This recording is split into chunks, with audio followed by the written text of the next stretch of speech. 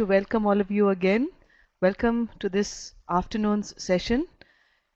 We understand this is a concern, and we are trying as CMAI to address the various concerns raised by not just our healthcare professionals, but also by the community at large. And today, this session, we are looking at addressing few of the concerns that are coming from our church leadership, from the communities, from those who are trying to counsel anxious members of the community as to what do we say, what is the advice we give. Do we take a flu shot? Do we stay at home? How long do we stay? There are so many questions that are arising, especially because of the fear that has already been uh, um, perpetrated in the community. We hope that this session this afternoon will really address and allay some of these concerns and fears. In this context, I am very privileged and honored to introduce our speaker, Dr. Jayaprakash Mulyal, a legendary epidemiologist. Sir is also the former professor and head of the Department of Community Health in the Christian Medical College, Vellore, as well as the ex-principal of CMC Vellore. Sir, it is truly our privilege to have you on this session today. Thank you for giving us your time, and we look forward to your expertise and your ability to give us a clear, concise, and correct message. Over to you, sir. Thank you. Thank you, Priya. Hope my voice is audible. Can I continue? Okay. I'm used to taking classes, but I'm not used to taking classes without students. So in that case, it is a new experience. I'm supposed to talk about this new virus, coronavirus, COVID-19, all kinds of names, and I think there's a lot of information already in various sources. Some are good information, some are misinformation. And I will try and address some of these issues through my presentation. I have 1 hour, but I don't have a 1 hour talk. What I thought was I'll present for a shorter time and leave the remaining for you to raise specific questions.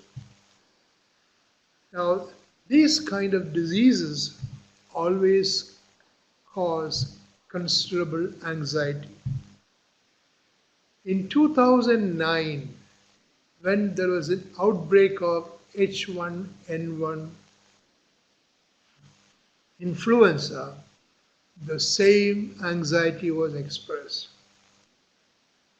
And even now, there are a lot of misconceptions about what flu did. That particular flu had one of the lowest case fatality rate. But most people don't realize it because that's the way the press covered it, information came out, whole lot of things. So misinformation is inevitable. We'll try to reduce it. Very few slides, but let me start with one. I'm not able to get that. Okay. All right.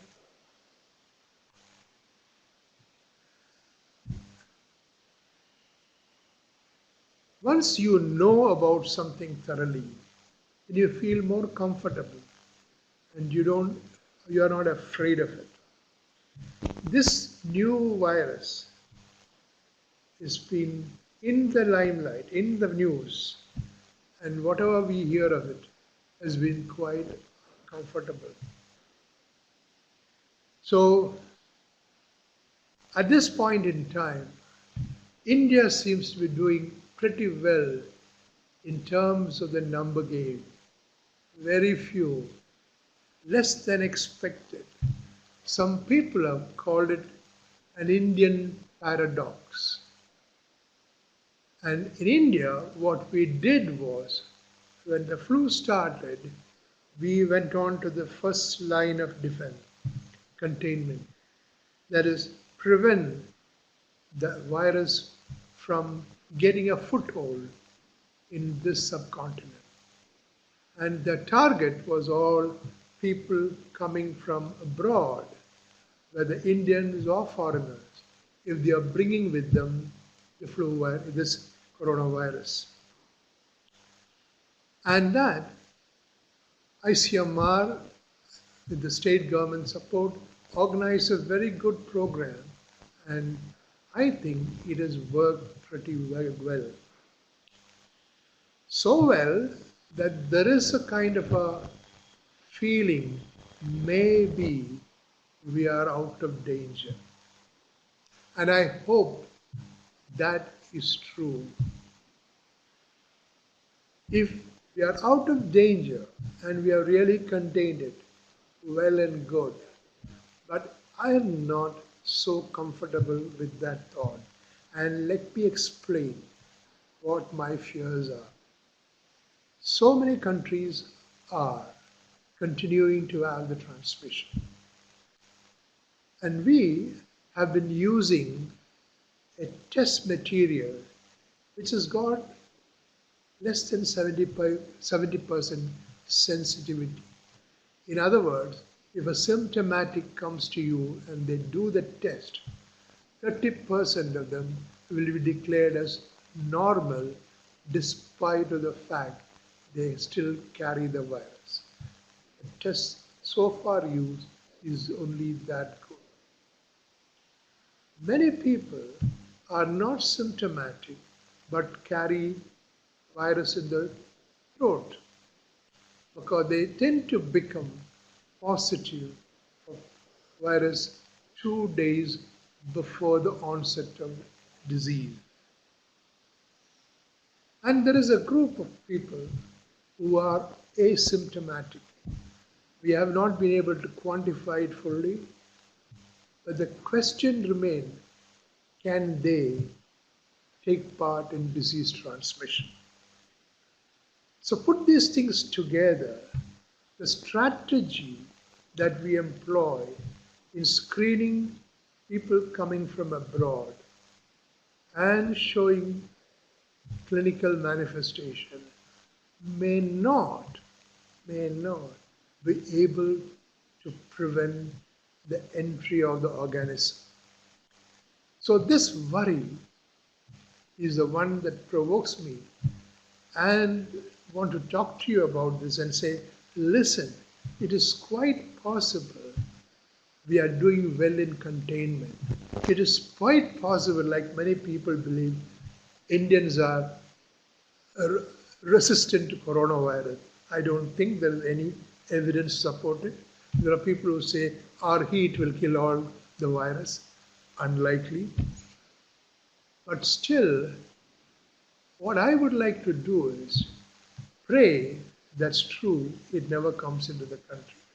But in the meantime, I would prepare myself for the next step, because I think chances are we'll soon be facing the brunt of this viral infection. In a meeting, Dr. Jacob T. John asked a question. If the containment fails, what then? And to understand what we should do, we should have a clear picture of what is going to happen if local transmission, that is within country transmission, starts. And it's a mental picture that we should be ready with so that we can face it with confidence. I'm going to change the slide. Can you do it? Oh. Next slide. Now, when we see a lot of numbers, and if it doesn't make sense, just ignore them. I put this up as one of my favorite slides from many years ago. You see, does it make any sense at all? Absolutely none. And many facts that we get over the in our information system is often like this. Next slide, please. So I'll try to explain to you what the epidemic is going to do. There's something that drives, there are two factors which will drive the epidemic of coronavirus. Number one is something called a basic reproduction number. I'm not going to confuse you, it's very simple. The disease transmission will depend on three factors. First one, it will depend on how catchy the disease is, how quickly it can jump from one person to another. And this catchiness, scientists try to measure using all kinds of methods. For example, measles is supposed to be extremely catchy. Take, for example, tuberculosis. In general, pulmonary tuberculosis is not that infectious as measles, but laryngeal tuberculosis is as infectious as measles. In other words, there's something called the ability to transmit that an organism's come with. Now, in the case of COVID-19, it seems to be smarter in transmitting itself than its cousin, which occurred earlier in Singapore and Middle East. It seems to get across quite well. Number two, apart from catching it, you need somebody to catch. How many contacts do you get to affect? So if there is a crowd, naturally, the transmission will be more efficient. And the third factor is the duration for which you tend to remain infectious. Compared to H1N1 flu, this particular virus seems to remain infectious for a longer period of time. Now, once this starts setting up, the second notion you should understand is that will be an exponential rise. Now, people cannot comprehend this notion of exponential rise, and I'm going to spend a little while on it. Apart from these three things put together, that is catchiness, number of contacts, and duration of infectivity, we create a parameter called R0. If the R0 is more than 1, then the epidemic is on. What is R0? R0 is the number of infectious cases can arise from one infectious case when everybody in the population is naive to this infection, or in other words, there is no resistance at all. In that environment, how many cases? Again, quoting the measles experiment example, R0 for measles is supposed to be about 10, maybe more. For German measles, it's supposed to be 5. It means that each infectious case of measles will give rise to 10 more if everybody is susceptible. But R0 is something which will tell us very important aspects of the progression of the epidemic. Now, the second thing you have to worry about is generation time. How quickly, generation after generation, of wave after wave of epidemic comes on. In the case of influenza, it was very short, so short. The person who got infected, before he knew he had been infected, he would transmit the disease to somebody.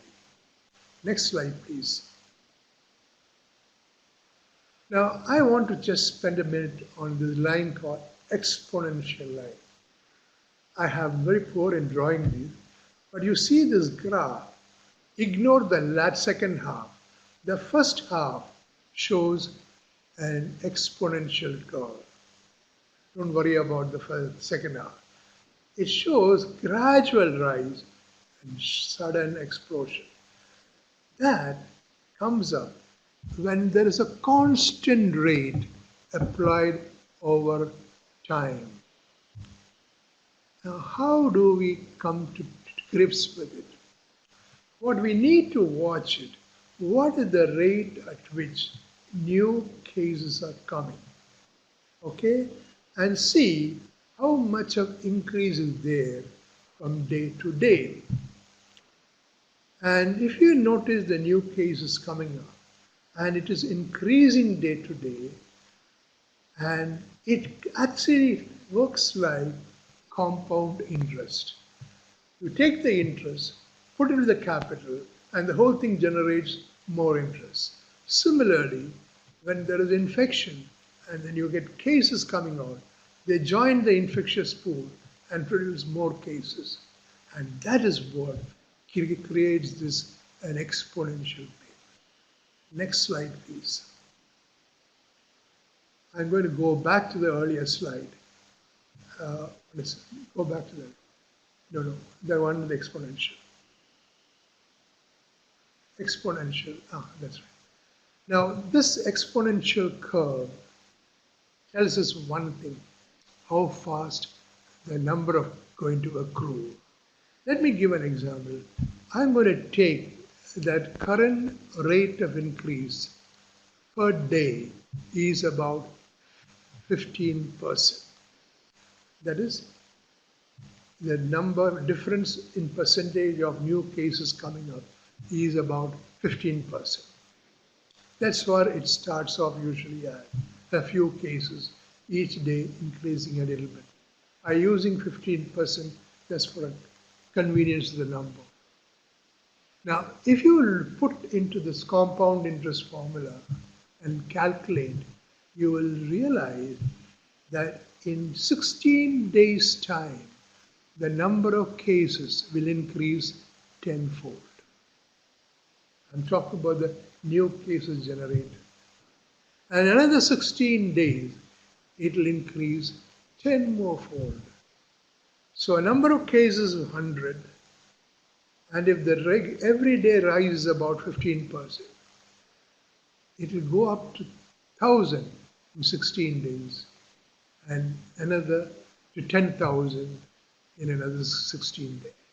I mean that, and another 16 days, it will reach 100,000. It is a huge avalanche of cases. So you see, if I believe that we are under control, we have contained that infection, I don't have to worry about it. But if that is not true, and if actually there is community transmission has started, then this is what I have to expect.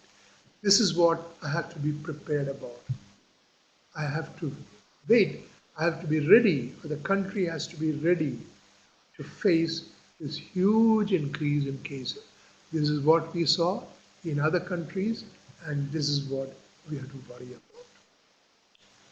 I'm not saying this is to frighten you. All I'm saying is we have to be prepared for the second stage.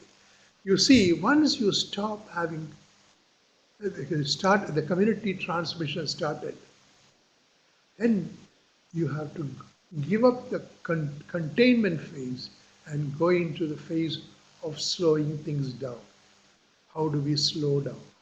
But this is the portion that we have to handle very carefully. This particular curve that is screaming up is a function of the R0 and the generation time. Now, this particular curve is not what is going to happen. What is really going to happen, it comes in the next slide. Next slide, please. Here, it goes up to a point and quickly starts coming down without any treatment, without any intervention, without any vaccination. It will spontaneously come down. Wow, why is that? The thing is, when the virus runs out of susceptible, it has to come to an automatic halt. And this is inbuilt into a mechanism. And I put an F there indicating the fraction infected. So the epidemic wave, the first wave that comes around, by the time it stops, a particular fraction would be infected. And that fraction would be a function of the R0. The higher the R0, higher the fraction.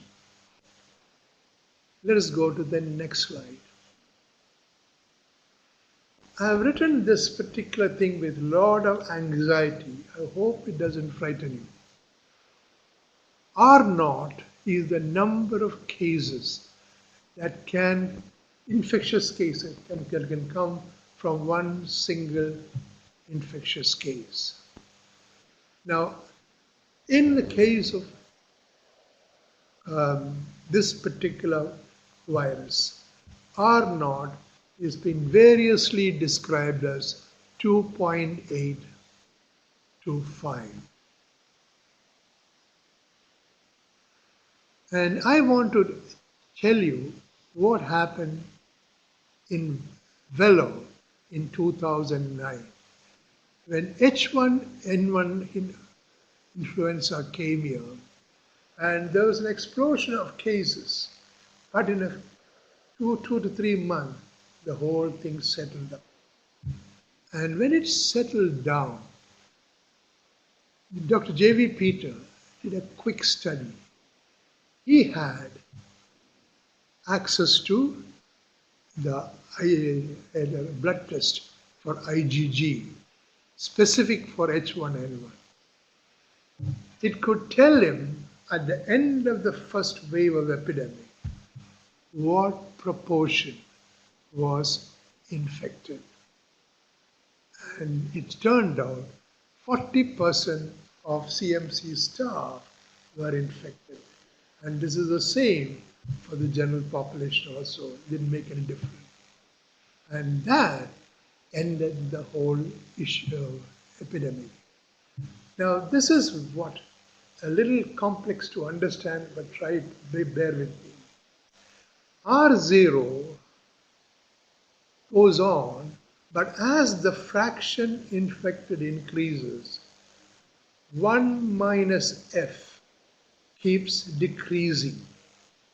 So it comes to a state where R0 into 1 minus F become exactly 1. And that state is called endemic state. You don't see any epidemic. You don't see any explosion. Everything is quiet. It's as if the disease has disappeared. It hasn't. It is smoldering, but we can hardly make out. At this time, we can actually calculate what the R0 is. Because if you look at the equation, R0 into 1 minus F is exactly equal to 1. So R0 is equal to 1 minus F. So we figured out H1N1 had an R0 of 1.7, not a big one, but this is the same number calculated even in UK. So it seemed transmission dynamic for that respiratory infection was also similar. So, what would it take If 2.8 is your, you can calculate, if you know your R0, you can calculate what fraction would be infected by the time the epidemic spontaneously comes to an end. Next slide, please. If R0 happens to be 2.8, by the time 55% of the population is infected, epidemic will spontaneously stop. If R0 is 5, 80% will have to be infected before it comes to spontaneous halt. So this is somewhere between these two numbers is what we anticipate. So in slowing down, next slide please. This is the logic that we use. If you pretend, the graph is not very good, but the central one is the expected epidemic. We are kind of flattened the epidemic. How do you flatten the epidemic? By meddling with the R0. How do you meddle with the R0? Remember, R0 has got a component called number of contacts. That's right. You reduce the number of possible contacts an infected person can get. And that is the logic of slowing down, banning public gathering, a whole lot of stuff. Now I want to point out, there seems to be a little bit of disconnect between these two notions. In containment is working, and there is no transmission in the general population, then the slowing down doesn't work. It works when there is transmission in the general population. So as a matter of principle, it looks like that we are in a kind of state of double speak. On one hand, we say there is no community transmission. On the other hand, we say close schools, etc., etc. So does it kind of have any connection? Does it make logical sense? But I, for one, am not averse to it. But because I firmly believe the early community transmission was so slow, it's so difficult to find out. Okay? And on the exponential curve start is all over the place. So maybe starting this shutdown a little early, increasing social distance and reduce human contact a bit early is not going to hurt, because I am very worried that community transmission is beginning. Next. Now, given this kind of a bad news, how do I present you a more sedate picture? Well, can you see this is the pyramid? It looks awful, okay? And I'm going to tell you that this is going to be the picture of the total infection. Most people, a large number, will develop subclinical. How much I can't tell you, but many modelers feel that the subclinical infection will be a large amount. And quite a few will get mild, some serious. This is not proportionate to the real serious and real death. That will come from what the legend below. See, remember, median age for India is 26.8 years. That means 50% of our population is below 27 years. We are a young population. Okay? If the age-specific attack rate or death rate that reported from elsewhere holds good, like in Korea, we are still in the younger age group. Proportion of above 60 people is only 8%. So finally, what we have is only 92% 92% of the population should be at a low risk. Elderly, 8% can be in trouble. Now, by slowing down the whole process, you will make sure even they get a fair treatment, and because the hospitals are not crowded. You know the Italian experience. They were just overcrowded by the whole thing. And that is not what we want to happen. When uh, the disease, for most of them, we should remember when it comes on, if you get a subclinical infection, you come out of it, you don't even realize you had it, but you are immune for life. When you get a mild infection and you come out of it, you are immune for life. So this uncertainty, when will I catch, at least will go away. So what you have to do is face this epidemic with confidence. There's a small chance that anybody can be in trouble, elderly especially. But by and large, this particular coronavirus is not as big a killer as the one that came earlier.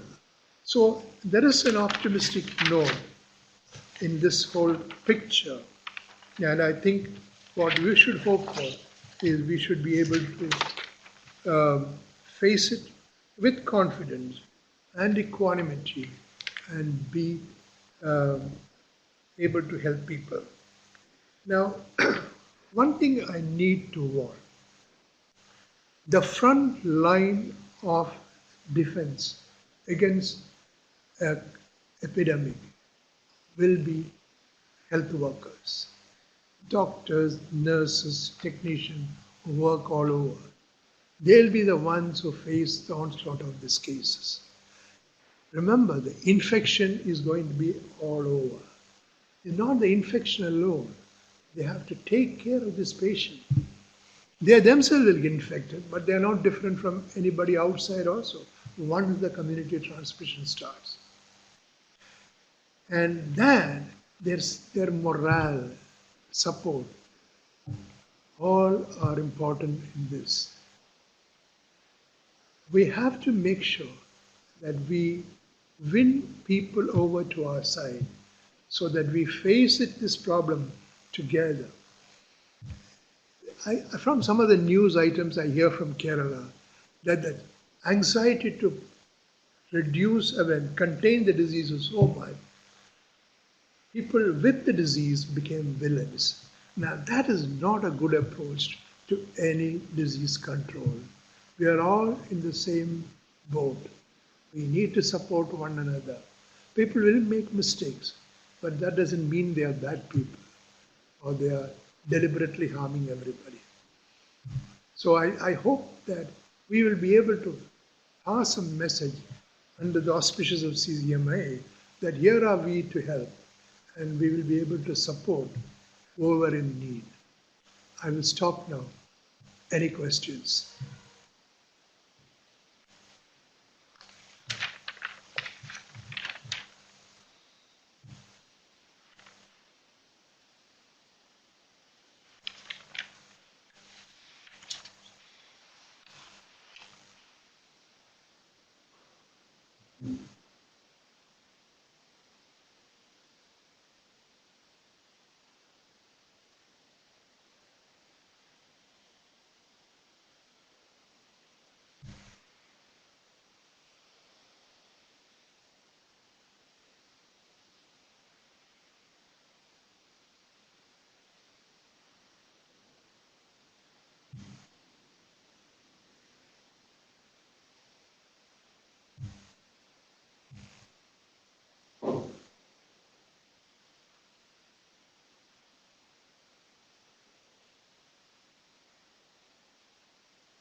Multiple attendees are typing.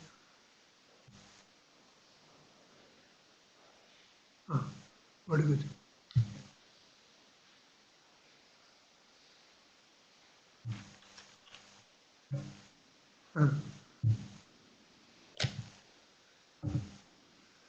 there is a period of time when you have, in the containment process, you have to worry about transmission. So we have now the lockdown has to be sensibly done. I don't think we can prevent forever corona coming unless we get a vaccine. And that is a reality. But the thing is, we need to expect the disease to come on. If a vaccine comes early enough, maybe we can. Unless, of course, that happens, somehow or other, the fraction that is required, that I showed you, will get infected. So worrying about infection once the community transmission started is pointless. So I don't think I will keep away. Remember, most of us will develop very mild infection. Not me, I belong to the 70 plus category, so I can expect trouble. But most of you will develop very mild infection. What is that? You got a huge number of questions.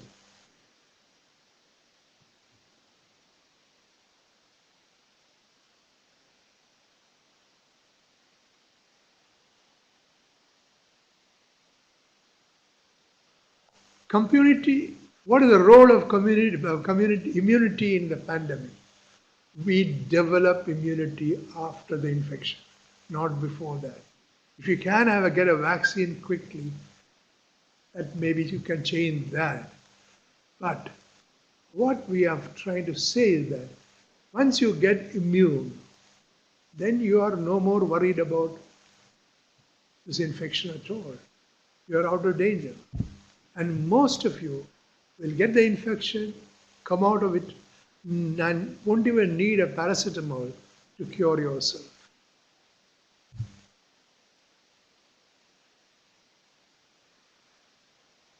In general, how can mild case be immune for life?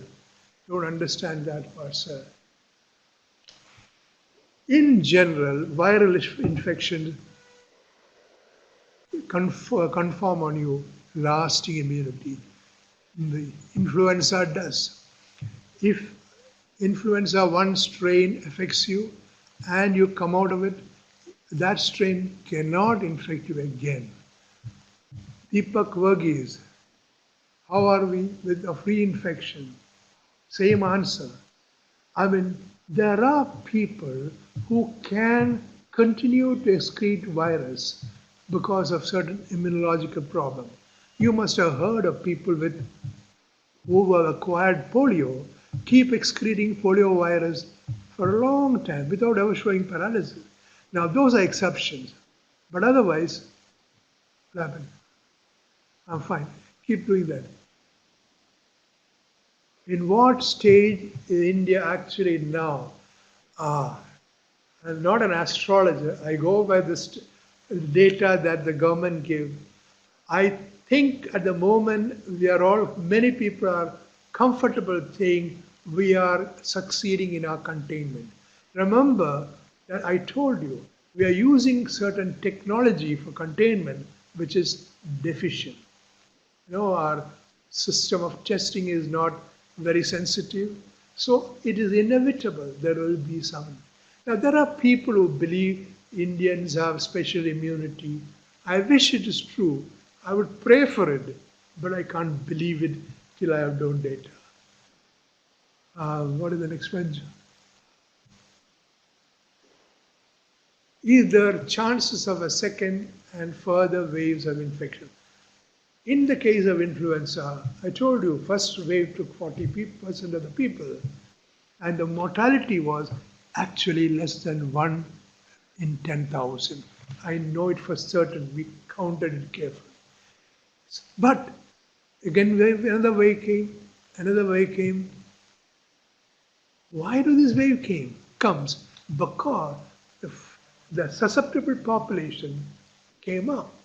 The moment your susceptible population goes larger, okay, there are more waves. Same thing will happen for corona, but there is a long time.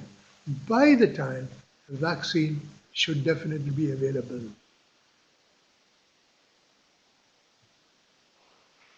What is the next one?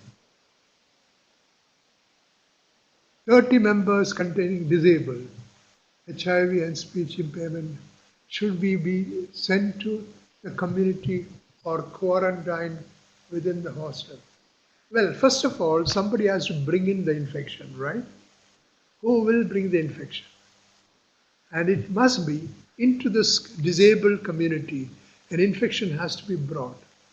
And if somebody brought the infection, that must be a community member already. So it's already in the community. So keep them there. If they get infection, look after them. Remember, there are no foreign visitors coming to see them. They are there. So they are part of the population. I don't think I would do anything differently from them. How long should social distancing? Yeah. Social distancing has a very comforting thought. I keep myself safe. Does it work? Will it work? I sincerely hope. The only thing it will do is slightly prolong the whole duration of the epidemic, in the sense that people, instead of getting sick all of a sudden, will get it in installments. So in other words, it all depends on, soon we will be having a new test for IgG. It shows what proportion are infected, includes everybody. That information is necessary to answer your question. What is it? Suppose I am a contact and tested negative today. How long should I wait to do my second test if I am symptomatic? I told you, usually, if you are symptomatic, you must be positive with the new test that comes up. Have you heard the old test? I cannot guarantee you much, because I told you, I said 70%, but many others tell me is only 50% sensitive. A new test that is arriving in the market is an excellent one. It is near 100% sensitivity. Sensitive enough to pick up 10 virus particles, plus its specificity is huge. Well, the only thing that I know is, if somebody coughs on a table and it is let to dry, in a hotter temperature, the virus will survive shorter period.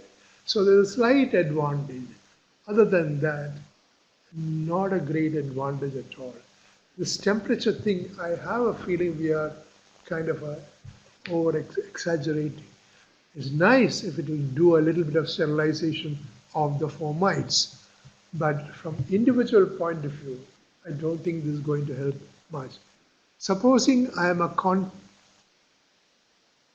contact and tested negative today, how long should I wait to do my second test if I am symptomatic?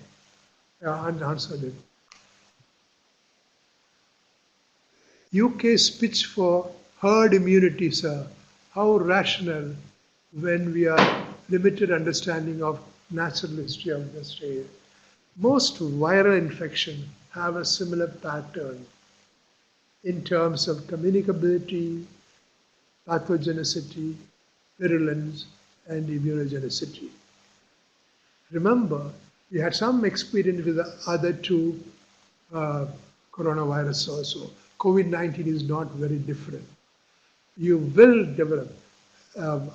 There can be surprises which we don't know. And your question tells me, since we don't know the more natural history, should we be cautious? Answer, yes.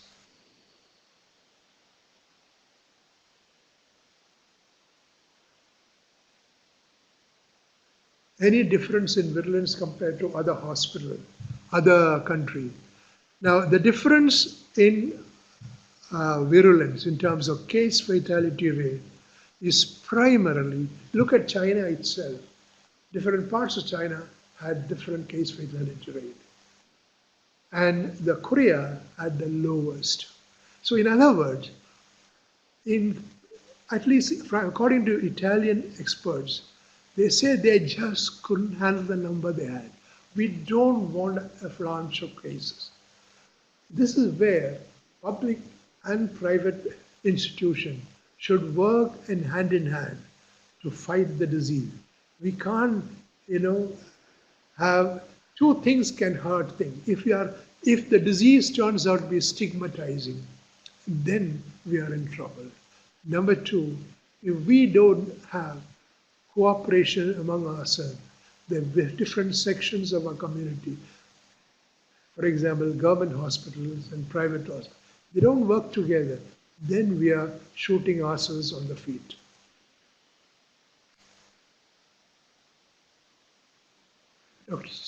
How to differentiate early between COVID and common? Okay, one symptom I tell you, if you got sneezing and running nose, is unlikely to be COVID.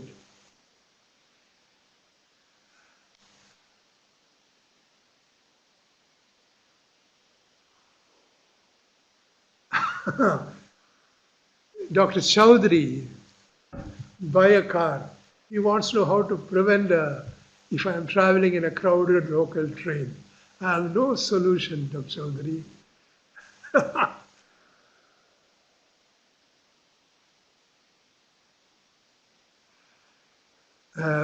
Vijayan, not to my knowledge, whether breathing exercises can help. Breathing exercises generally keeps you fitter. Your lung health is better. Specifically, nothing for COVID-19. UK strategy of herd immunity, how rational is it? See, herd immunity is not a strategy, it's a fact. When people get infected, herd immunity goes up. And that is the one that we expect for us to happen also. Nothing else. Our herd as a whole, we are immune to H1N1. Soon we'll be immune to this COVID-19 also. But the point is, they said the buildup of herd immunity will take care of the problem, but if you can do it not all of a sudden, but over a period of time, the hospitals won't be so over demanded. Role of mask in epidemic in the context of asymptomatic carriers.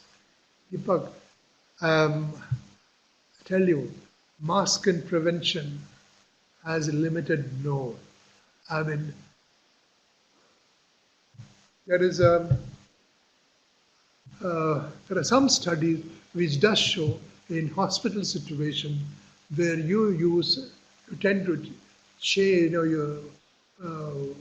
use equipment which kind of creates aerosol.